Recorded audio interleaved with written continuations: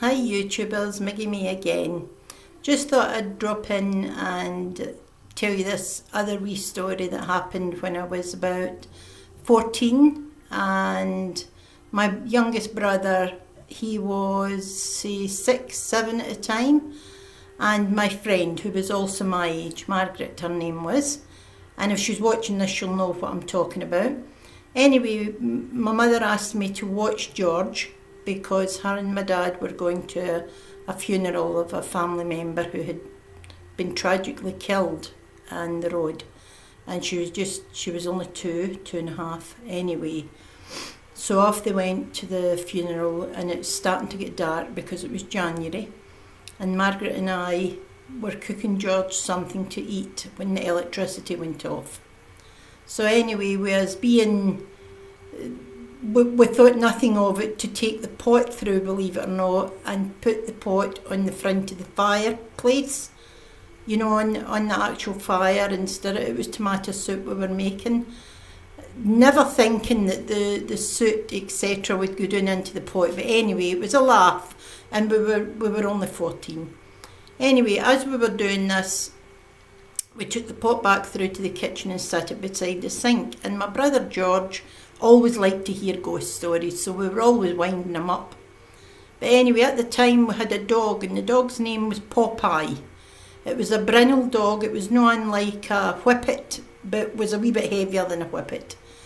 Anyway, the four, myself, Margaret, George and the dog, was in the living room, and we decided to have a wee Ouija session. So we got a piece of paper and we put down the letters and we got a glass, etc, etc. So there we started, and it did start to move, and we contacted an aunt of mine, and she was giving us some information. Only myself realised that it was her, because I thought Margaret was moving the glass. Anyway, to cut a long story short, she gave me a lot of information that I knew belonged to my Aunt Jean actually. Anyway, going away for that, we eventually turned the glass upside down, and Margaret said, "Oh, we're supposed to, keep the air in the glass and take it outside and ask the spirit not to come back." Can I do that kind of thing? I'm kind of stuttering here, but anyway, just at that, as we turned the glass up, Popeye, the dog, in our sitting room, we had two doors, one coming in for the kitchen and one going out of the living room to the stairs. And the dog went absolutely bananas at the kitchen door. It was closed, absolutely bananas. And of course we get frightened and, went into a corner, and George was crying. And the dog barked all the way along for the kitchen door, along the back of the sofa, right to the living room door that led out into the hall, and its hair was on its back, its teeth were bared, and we'd never seen it like this before. And we were really panicking. I was absolutely terrified.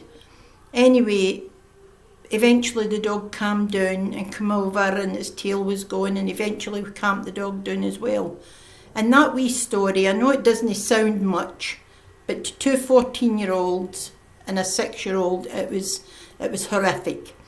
But a lot of silly things happened in that house. A lot of, hearing somebody going up and down the stairs, clop, clop, clop, clop, clop, up and down the stairs when there was no one at home, because my mum worked, my dad worked. So I'll keep those stories for another time, but I know Margaret would enjoy me telling that one, because she took away a lot of memories for that time as well.